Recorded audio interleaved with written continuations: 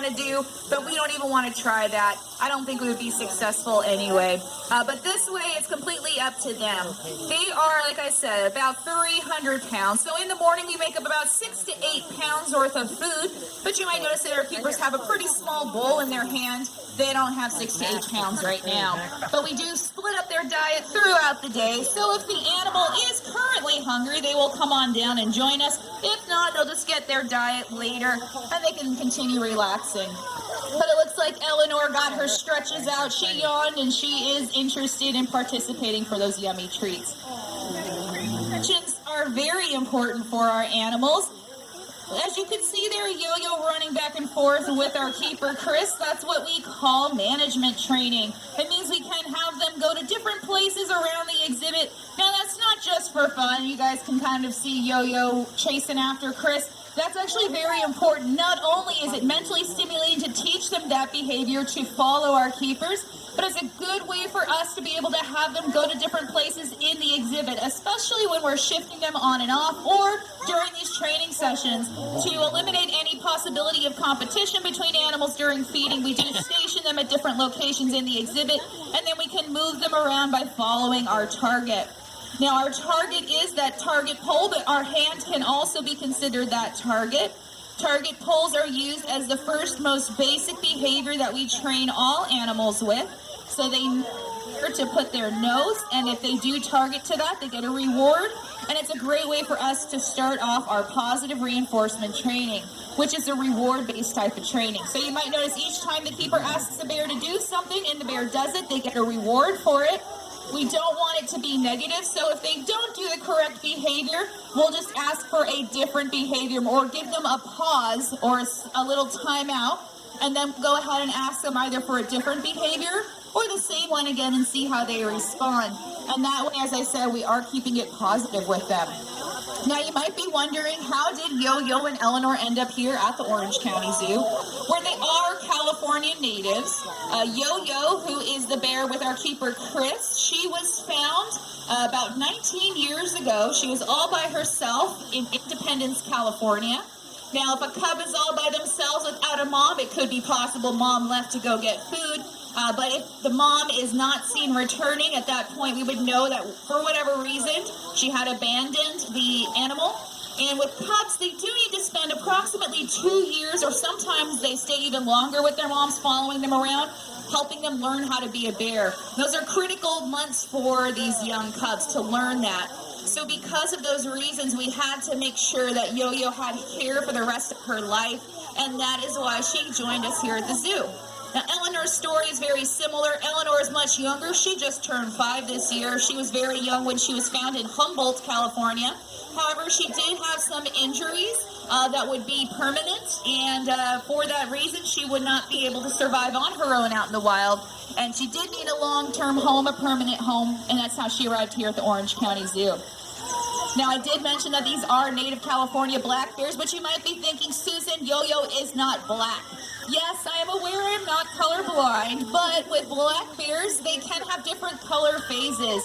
If you've ever seen a dog called a Labrador before, you might notice that they have black and gold or yellow colorations.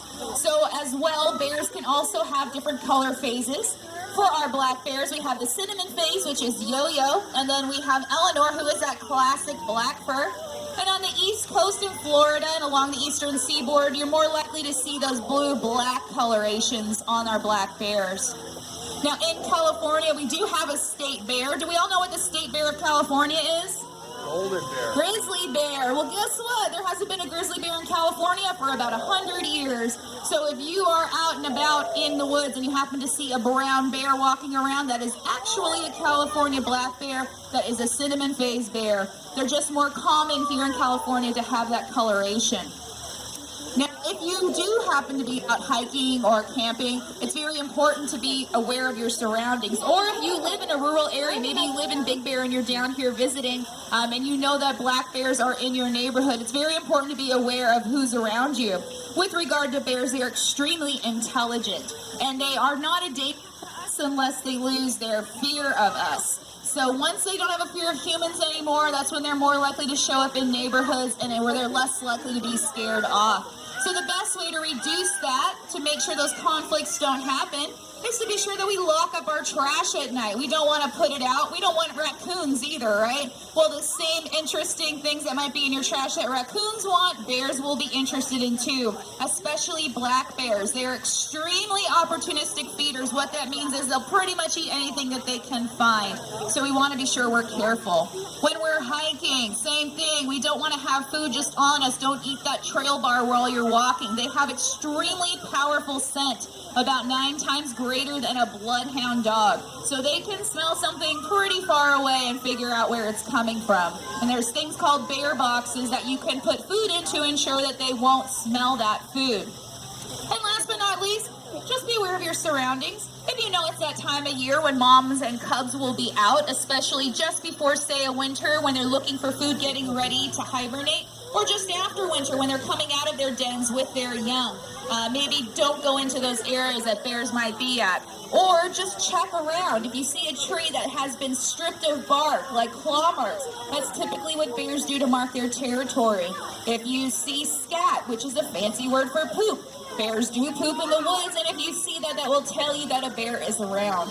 If you do happen to see a bear, if you and a bear run into each other, the bear is likely to be extremely scared of the fact that you are there, especially if they've never come across a human before. Animals don't like new and surprising things in their territory. So, of course, if a bear does show up, please don't turn around and try to run from it. Black bears especially are fast. They run about 25 miles per hour. And I don't know about you, but I can't run that fast. So you're not going to outrun a bear. They're excellent climbers, so you don't want to try to climb a tree. The best thing to do is to face them. If you turn your back on them, that's going to initiate that predator-prey response. And you don't want that either. So just put your arms up. If you have someone with you, maybe they can get on your shoulders. If there's a big stick on the ground, bang it against a tree, make a lot of noise. The bear is already likely very scared, and if you make yourself big and intimidating, that's likely to send it scurrying. All right, you guys, it looks like our keepers are wrapping up their training session. I can tell because the bears are licking the bowls. So that's my cue to step off the mic, and that'll give us an opportunity to answer any questions that you might have. Thanks so much for joining us today at the Orange County Zoo. Ready?